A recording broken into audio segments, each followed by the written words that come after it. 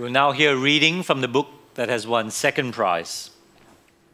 Australians today exhibit a scant respect for politicians and a slender understanding of Christianity. What on earth does it matter, many might wonder, that honest Joe Lyons believed in God, or that Edmund Barton probably did not? Of what possible relevance are Alfred Deacon's views on the doctrine of the atonement, or Ben Chifley's about the hierarchy of the Catholic Church? Such scepticism must be anticipated in this age of potent dualism, in which many people seem eager to consign religion to the strictly private realm.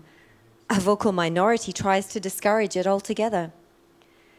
Yet certain facts cannot be disputed. Australia is a splendid country in which to live, democratic, prosperous, and relatively free of violence. The plight of the Indigenous aside, to say that we have been uniquely blessed in human history is scarcely to exaggerate. For this state of affairs, our Prime Ministers surely deserve some credit, perhaps a great deal, since under Australia's Westminster system of government, the Prime Minister has always wielded huge influence. In today's era of concentrated executive power, his or her personal belief system matters more than ever. And consider the psychological factor. A person of active religious faith, in particular a monotheist who truly believes that they will answer in the afterlife for their conduct on earth, cannot help but be guided by a sense of providence or mission. This mindset must be different from that of a person who is convinced or assumes that this world is all that there is. Almost all our Prime Ministers thought long and hard about God. In general, they have been more spiritually minded than the people they led. Second prize has been won by In God They Trust, The Religious Beliefs of Australia's Prime Ministers 1901 to 2013 by Roy Williams and published by Bible Society Australia. Roy, would you please join me on stage? Roy, this is what the judges had to say about In God They Trust. Typically, faith has been important to our politicians, but not to their biographers. In this timely and thoughtful work, Roy Williams examines and evaluates the spiritual life of 23 prime ministers, from Edmund Barton to Julia Gillard, and how their beliefs helped to shape our nation. Each chapter makes accessible the facts and insights ignored or overlooked by existing biographers.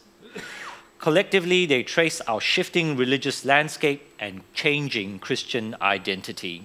Williams is ambitious, controversial, and at times rather generous, but always rigorous. We can separate church and state, but not a person from their faith. Ladies and gentlemen, Roy Williams.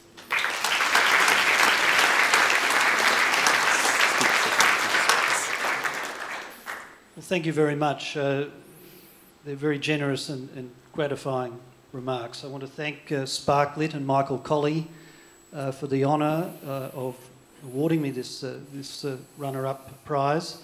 I really want to thank the Bible Society of Australia.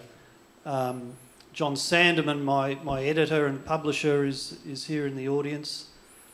Greg Clark, the CEO of the Bible Society, whose idea the book was actually, he originally suggested I just write an article for him about the religious beliefs of our Prime Ministers, and I came back to him after a while and said, mate, I think there's more to this. I really don't think I can fit it into an article.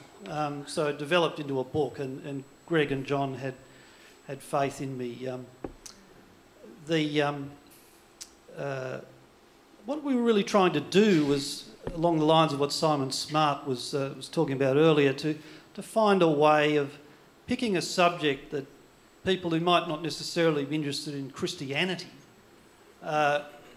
would be interested in. And politics is one. Whatever side of it you may be on, most people are at least somewhat interested in politics, and if not in the history of Australia. And really the book is a potted history of Australia in the 20th century, seen through the eyes of our leaders. And the vast majority of them, or a clear majority of them, believed in God. and all of them had thought long and hard about God. That's really the theme of the book. So thank you very much. Thank you.